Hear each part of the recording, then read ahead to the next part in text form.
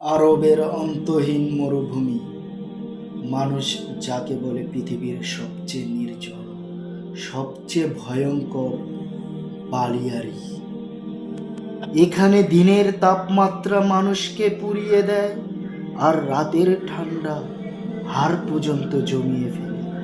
শত শত বছর ধরে একটি কথা চালু আছে, এই মরুভূমিতে শুধু মানুষ নয়, এখানে বাস করে এক শক্তিশালী জিনের গোত্র। ৩০০ বছর আগে এক বণিক কাফেলা এই মরুভূমি পাড়ি দিচ্ছিল। রাত নামলো, তারা আশ্রয় গ্রহণ করলো। সব কিছু শান্ত।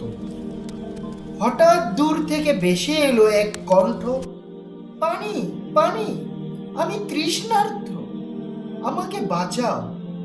কাফেলার লোকেরা ভাবলো হয়তো কোনো পথহারা মানুষ।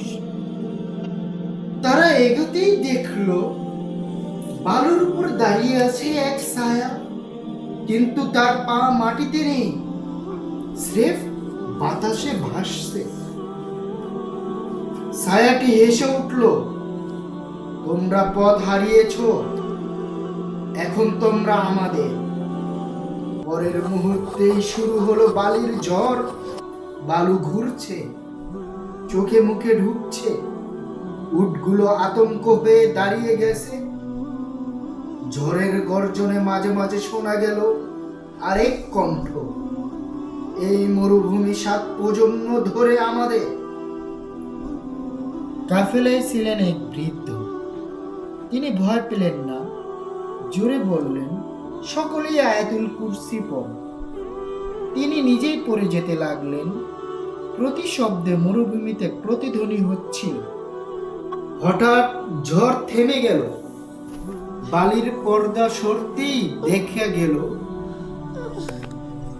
দুটি বিশাল আগুনের মতো চোখ ধীরে ধীরে পিছিয়ে যাচ্ছে।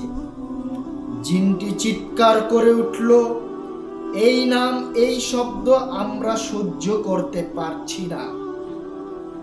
আর তারপরেই ছায়াটি ধোঁয়ার মধ্যে মিলিয়ে গেল।